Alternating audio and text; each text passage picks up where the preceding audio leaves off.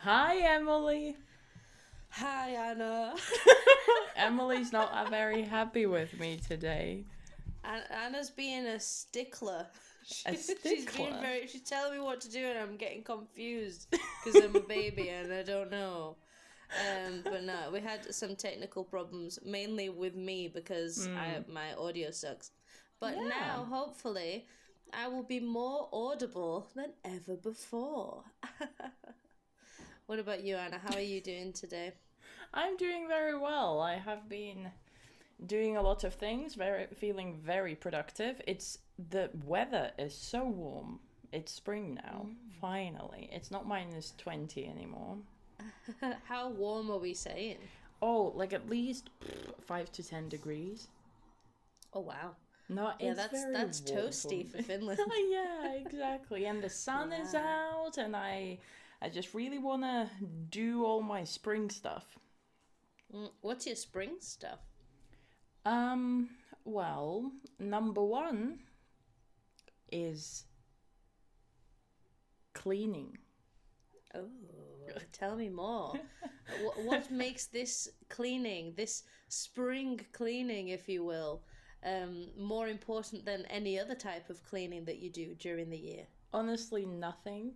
Ah. It just feels like you're getting ready for something positive, and in my case, it's the summer. I think Mm-hmm. spring feels like a very natural time to kind of clean. Then there's obviously some places, for example, my balcony, that I can't really Mm-hmm. use during the winter, so I On have to account of clean the it. ice and snow, yes. Yes, yes, exactly. So I have to clean Yeah, it as well as my closet I because see. getting out the summer and spring clothing is quite important. I don't want to walk around in woolen stuff all Yeah, summer. that's fair. That's fair. It's very funny coming from a place where all the seasons are more or less the same. Mm, Because in the UK, like, you don't swap the wardrobe when mm. summer begins. Oh, you maybe you do, but very minimally. Like, you move your summer clothes from the bottom of the drawer to the top of the drawer. But really everybody kind of has the same outfits throughout the year. I would say more or less in the UK. Yeah, yeah. But in Spain, people clear out their winter wardrobes and put them away, like somewhere like in storage, and then they bring out their summer wardrobes. And I remember hearing the expression like, "Oh, I'm going to change my wardrobe," and I thought that my friend meant like sell all their clothes and buy new clothes because that's what it means if if you say that in the UK, like, I'm Mm. changing my wardrobe, it's like I'm changing my style. But no, they just meant swapping the clothes for like between the Yeah, seasons, yeah. right? It's like a whole ritual you do in the spring. Mm-hmm, I've also mm-hmm. heard the phrase to do with more sort of selling your clothing and buying new stuff. I've heard the phrase revamping your Oh, wardrobe. revamp. Oh, What does that mean? I don't know. I was hoping you would know. I don't know why I led you into that one. To be fair, yeah, to revamp something. It's funny because to vamp something doesn't exist, but to revamp something is to like increase the quality of something or to change the style in a better way, right? mm, So mm. if you revamp your wardrobe, it means that you provide like a new perspective or a new style to your clothes, right? For example, you could say that we revamped the podcast Yeah. because we decided to change some parts of it, get rid of some of the things that were a bit boring, like the do do do. No, oh, I want to bring I back still the miss it though. jingle. The Bring back jingle. the jingle. Bring, hashtag bring back the jingle. Um, but yeah, we revamped it because we changed like the icon and we changed the way we do stuff. So that's a revamping, right? Because you Yeah. change it in a better way, ideally. So yeah, that's a good word. Um, do you get rid of anything in springtime? Um, well, I don't, not really as part of my spring cleaning. I don't really get rid of things, but Mm-hmm. I think it naturally happens when Mm. you clean quite a lot. Um, I don't really have like a ritual where I collect. I know some people that really like to kind of go through everything and get rid of things that maybe they haven't used or they know they're not going to use, but me not so much. I'm a bit of a collector. It's a bit of a bad habit. Are you a collector? That's the very fancy way of saying Yeah. it. Or are you a hoarder? No. No, I don't hoard anything. I feel like there's two types of people. Like there's hoarders that hoard or they keep absolutely everything that they could possibly obtain during the year. And then there's minimalists, right? Who keep practically nothing other than the bare essentials and like to keep their house as clear as possible. I've never understood I am definitely neither of these groups. What about you? I'm not a hoarder. Like, I don't keep every little thing, but I'm not a minimalist. I've never understood like the very essence of, like, I understand wanting to be in a clear space. Maybe you get overwhelmed by a lot of items, but it's like I have a lot of hobbies and memories and things that I want to keep. But Sentimental value, right? Sentimental value. So we were talking before this sounds like a episode film. about. Sounds like a what? Sorry. Sounds like a film. Sentimental value. Sentimental value. Yes, it kind of does. No, we were talking before we started recording about a lady called Marie Kondo. She's a Japanese woman, and she's very, very good at teaching people how to get rid of stuff or how to spring clean effectively, right? And one of the expressions that I think she coined it herself. I don't actually think this is an expression that people used before Marie Kondo. She said, when you're choosing to put something in the bin, ask yourself the question, does this spark joy? So I suppose that what she means is that, like, if it has a sentimental value, does it have a sentimental value that brings you positivity? Or are you just being nostalgic and miserable about the past, right? Which is a very good way of looking at things, I think. Yeah, although, like, I don't know. Like, I slightly disagree. Not everything needs to spark joy, I think. For you to want to keep something like a memory or something.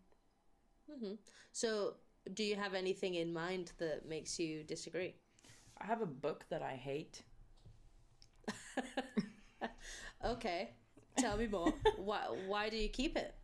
Because I like having a lot of books. And also because I think it's a very good example of a book that you're almost supposed to hate, but in a way I also think, like, what if I'll need it in an essay or something? I kind of want to keep it just because I think I've never hated a book before. Okay. No, I get that. I was going to ask you before you said about the essay. I was going to be like, is it Twilight? No. Oh god. Just keeping it It's because you hate it. close to that. It's Divergent.